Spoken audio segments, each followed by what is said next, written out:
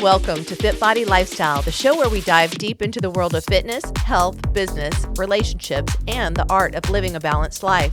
I'm Jamie. And I'm Greg, and we're here to give you the benefit of our experiences in the fitness and bodybuilding industry, the corporate world, running a business, personal development, and building healthy relationships.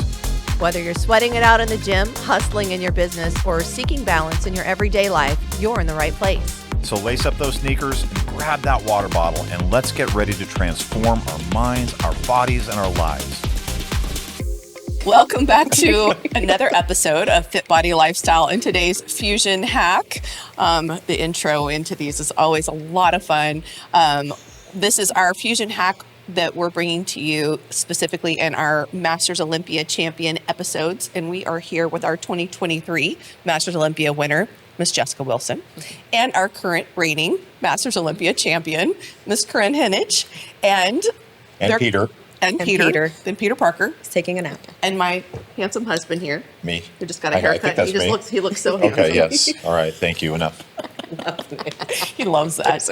This is amazing. And See you disturb Peter. Really the whole idea of our Fusion Hacks, if you haven't watched them, is to really give you some tools and some things you can apply right away. So we're excited to get some tips from these ladies because they have a lot of experience and so much wisdom to share with us. So, As we were talking about what to do for this Fusion Hack, and we kind of pulled from the episodes, the full-length episodes, and what we want to give people here is a couple tips on navigating the highs and lows, because both of you described both of those. And have been in a through big way, lots and of have been through them. And what we know is that there's going to be more. That's the way life is. There's going to be highs and lows. So let's see what we can do to help people and their journey. Jessica, I think it was, 8 years of competing as a pro before you got the Olympia nod? Yep. And Kerryne, how many years before you got the Olympia nod? I think it was about 8 too. Okay. Yeah. Was yours 2018? No, 21. 2021? And you turned pro in 2015, so 6 years. So 6, Yeah. 6 years. Yeah. Mine was 8. 2015 to, oh no, sorry. No, yours was 3. 6, Jessica's. Math. I'm You sorry. got there yeah. Wow. Math isn't Okay. math. That is not my Math subject, today. clearly. Don't listen for math skills. And both of you, I would say that from the pro card to the first pro win to the Olympia stage to now the Masters Olympia stage and then the Masters Olympia championship, I mean, there's been a lot of time and a lot of ups and downs and along the way. So, Yeah, I think a lot of people see the end. yep. Yeah. And it's easy to go, oh, looks like you rolled out of bed and boom. Yeah. But it's definitely not like that. Go back to our Episode 1, long yeah. episodes to hear more about the journey. But we're talking about really kind of in general, the highs and lows. And so who wants to start? I can. If you're- Are y'all gonna do what's this? The rock, paper, scissors? I think that, just taking expectations out of it. The way I look at it is I'm an athlete 24/7, 365 days a year. Like there's no time when I'm not an athlete, whether I'm in prep, not in prep, whether I'm in an improvement season, whatever it is, like I'm an athlete and I show up like one all the time. And I feel like sometimes we count ourselves out just because we let those lows knock us down where it's like, well, How about we own that and say sometimes I count myself out? oh yeah, sometimes Okay. I count myself out, which I have many times. Maybe I don't place as well as I think or thought I would, and it can knock you on your butt. But taking those expectations out of it, if you just keep showing up, obviously, I think we've been proof of this. Like, it will pay off eventually. I don't know. Do you have anything else to add to that? Yeah, there are no feelings in this. Yeah. There should, we get our feelings hurt. I've had my feelings hurt several times. I compartmentalize and I've kept it in. The more I've competed, the less feeling. If that, It does. So like your feelings attached to the outcome? Yes. Yeah, like they're just like, nope, cool. Okay, let me figure out what happened. So I get more strategic of, okay, well, let's get as objective as we can be because, hey, the judges generally are scoring correctly, properly, and let me figure out, okay, why did I place here? Let me look at that's what I would say to my husband or anybody that's like, you should have won. And I'm like, no. We gotta look at the photos in the video because we've got to then go back and analyze, okay, I didn't do well. I don't have my feelings hurt because it's nothing personal. Yeah. We're choosing to be on stage and displaying our physiques, right? So that's having that accountability, that ownership of keep my feelings in check, because this isn't personal at all. I love that you talked about coming from curious, basically, like rather than I get all analytical. Yeah, because I do think even as a coach, I feel this for you guys too, because I get in my feels a little bit sometimes too, and then there's that like that needing to take that moment, like you said, like, hey, let's take a step back. Let's look at the pictures. I mean, objectively, where could we have been better? And you know, for me, even when I'm talking to the judges, it's like, help me understand what you were seeing, because I might see something different. We are all humans. We've all got our own filters. So, you know, even if we can't see it, it's for me, it's coming from curious, I do think helps a lot. So, yeah. Well, I in the spirit of the Tokyo Olympia, I'm going to give you the Buddha thing, which I've said several times, but the Buddha says that stress occurs in the gap between your reality and your expectations. The greater the gap, the greater the stress. So expect nothing and accept everything. And that's kind of what you guys are both describing. Yeah. And Kerryne, you really hit this on the long episode where you talked about after the Republic of Texas show, your warm-up show for the Tokyo Olympia, and you got a 4th place, and yet you look back and you said, I really like that package that I had on stage. And I think that's a key component to this, is finding something that you do want to take forward, so that it's not all like, oh God, I didn't get the placing. Focus on the feedback. Focus on what your prep was, what my lessons, learnings, and losses, the 3 L's that we talked about, and how do I take those to go forward, but also recognizing and acknowledging that I like that package. The judges may not have liked that, and that may not have been closest to the criteria, but I like that package.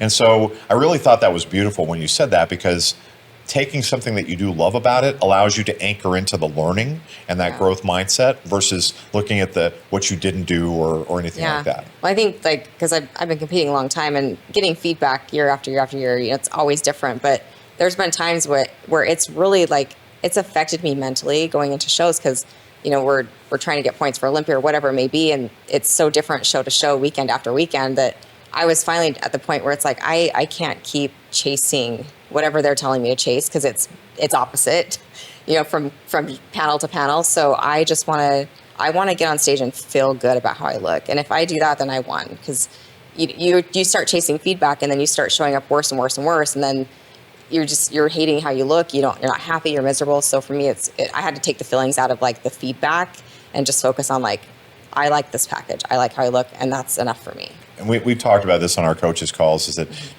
getting feedback is what you should do. Absolutely. Chasing feedback is a different matter. Yes. And the feedback is always going to be specific to that show, the competitors that you're standing next to. Yeah. So if you're standing next to a field of Jess Wilson's, it's going to be a lot different than if you're standing next to a field of Noelle Agnew's, or you know, that may be a taller athlete that may have more muscle, or, you know, something like that. The feedback is always going to drive your individual feedback, because it's a comparison sport. So being able to contextualize that and figure out, okay, what's the how do I build on that feedback without chasing that feedback? Yeah, I love that. It's just feedback. You know, it's great to get it. It's a respectful, like, I respect the judges enough that I want to know what they think, but it's just feedback. It doesn't mean I have to do every X, Y, and Z to meet that criteria for the next time I get on stage. It's just feedback. Because like you said, and you also know that they'll tell you, well, I'd like a little bit more tissue here, but okay, so if you add, and it's like, first of all, the body doesn't work that way. Of course. I know what you'd like to see. I also know what I can deliver on. 1 pound tighter right there. 1 pound tighter. Nice. And you can pop that feedback right there. Just this spot. Muscle insertions and origins are different on everybody. I have people ask me that all the time. How do I move my tie-in? I'm like, how do I get long insertions? No. You get reborn or reincarnated. And that always is relative, because I'm going to add more tissue on the glutes, but then it affects the glute to quad ratio, or it affects the rest of the package. So you can't just add one without affecting the entire physique and the entire look. And so being able to kind of, I guess, contextualize the feedback and say, okay, that's what you saw, and I will work on that 1 pound on the back of my leg, or whatever it is. Right at the bottom of my glute. Got it. I do see a lot of times athletes getting so attached to the placing, you know, and it's been cool to watch both of you, like, kind of like the ups and downs and all around, but maybe talk about, like, you know, for example, let's say you go into one show, you get second place, you go into the next show, you get fifth place. Well, this is a different group of athletes. It's a different group of judges, lighting's different. Like, how do you wrap your head around it? Like, how do you not focus on that number and more how what? How? Question, You like but that do. question? Yeah. Oh, That's a great question. I like I'm that so question. articulate. Interested in changing your life or stepping on stage? Join FitBody Fusion today. Experience the FitBody Fusion difference with tools, knowledge, and community support to reach your healthy and sustainable lifestyle. We guide thousands on their fitness journeys, from seasoned athletes to those who are simply seeking a healthier life. Our expert coaches provide personalized plans and unwavering support, empowering you to thrive. FitBody Fusion is more than just training. It's a community. We understand the challenges of solo fitness journeys, which is why we foster a supportive environment where members encourage and motivate each other. Join the FitBody Fusion community today and unlock your full potential. Head to fitbodyfusion.com to sign up for a free consultation. And do it today.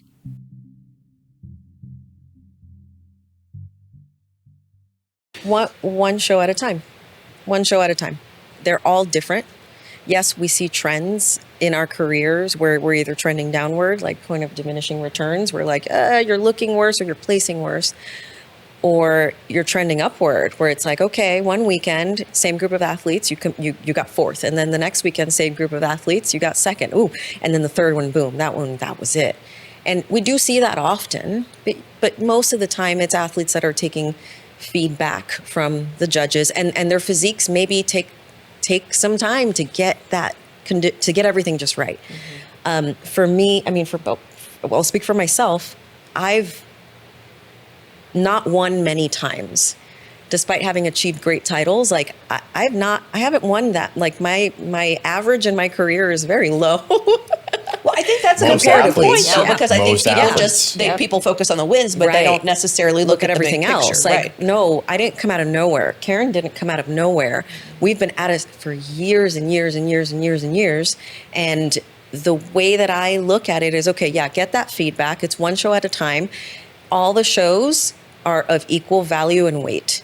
The Olympia, a muscle contest local show, a spectrum show, a Texas show, they're all the same. Why? Because my job as an athlete is to do my job every single day to get to the show, right? The goal of winning is always a goal, but I have to get to the show and look the right way. So every show's the same. What I do on Thursday, what I do on Friday before the show, what I do Saturday morning, everything is the same. Period. Well, and that's what we talk that's how about, you handle process it. over outcome, Yeah. right?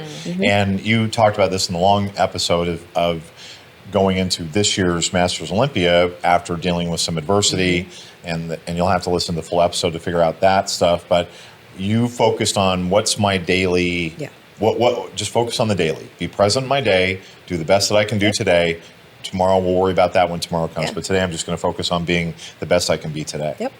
And I do think that is, I mean, it's on my shirt, process over outcome, and that has become one of my mantras. I experienced this in the military. I've experienced this as a lawyer. I've experienced this as a coach. As you focus on the process every day, it's hard because we want to project that outcome. The outcome is going to take care of itself. Let's focus on our process. Yeah. What's today? Yeah. And Kerryne, I know you're really good about working with your athletes on this mindset around this, because you and I have talked about this quite a bit. So what advice would you give one of your athletes? Because I know you get this, because I know I get this. Don't put me on the stage unless I'm going to win. Yeah. That's I mean, yeah, we can never guarantee a win, obviously. And I feel like the time to get on stage is when you feel ready. And even if some girls feel ready when we don't think they're ready and they still want to get on stage, and you just got to let them do it. But ultimately, like, if you feel good and you feel confident, then get on stage.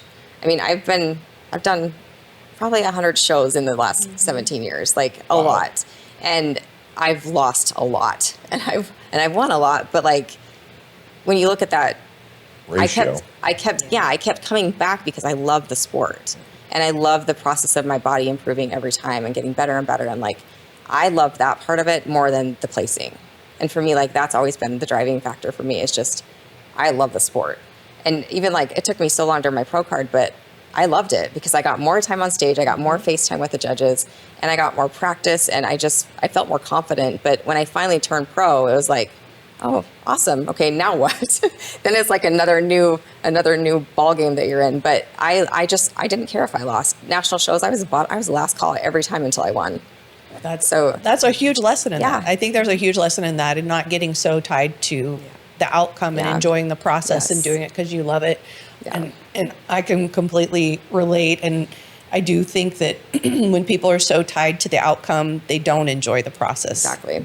So I think that's really helpful. And the other thing too, I just wanted to bring up is that, a lot of times people are afraid that if they don't do well at one show, it's like it's crushing their whole competition career. Yeah. And, we talked about you placed 4th at your warm-up show and then ended up winning. And we see this all the time. So, and I think, Jessica, to your point, like sometimes it takes the body a little bit, we had a runaway metabolism in that situation. Yeah. Sometimes it could be, maybe somebody hasn't competed yet or competed for a while, and posing or confidence is, there's so many things. So sometimes it does take, and you rather than feeling defeated, if things don't go right your first go round, learn to navigate. Yeah. And I would just say this: it's okay to feel defeated in that moment. Yeah, everybody, you're a human. Yeah, allow yourself to host that feeling for a moment. Yeah. Acknowledge it. Okay, I feel defeated right now. Now, what am I going to do? Do I want to linger in this feeling of defeated, or do I want to figure out how do I go on? And Kerryne, what you described is something that I must have given this speech. I don't even know how many times after a national. It's always after a national show, right? Always after a national show, and somebody doesn't get the pro card. And I said, okay, let me ask you a question. If you got your pro card today, what were you going to do? Compete. Okay. You didn't get your pro card today. What are you going to do? Compete. So focus on competing, the process, show up, and the first rule of leadership is show up. The first rule of bikini competition is show up, because you're not going to win if you don't show up. Yep. And when we talk about being undeniable, there's no such thing as being undeniable on stage. I can only think of one athlete, maybe in the last, like Chris Bumstead, maybe is the one guy I think about as being undeniable. And I don't think he would say that. But there's no such thing as being undeniable in a sport like this. In any sport, for that matter. How many times have we seen football teams that go into their championship game and they're undefeatable? Well, they're not. Yeah. And when you talk about being undeniable in your process. Be undeniable in your adherence to your macros, your food, whatever, your training, and recognize that doesn't always mean it's going to be pretty every day. It means that you're going to get whatever 100% is for you that day. That's what you're going to focus on. What's my 100%? Get that out of it. And it will be different every day. It will. Yeah. 100%. And you're only defeated if you give up. Exactly. Right? We get a choice every day, every time, every situation. Channeling Tokyo again, there's a samurai saying from Bushido, fall down 7 times, get up 8. So as long as you're getting up one more time than you're falling down, then you're not defeated. Yep. I love that. I always love when you talk about the Michael Jordan example of how many shots he missed. Yeah. And Wayne, there's a Wayne Gretzky quote: "You always miss every shot you don't take." Yeah. From is what Wayne Gretzky said. But Michael Jordan gave this description. You can find it on the internet about.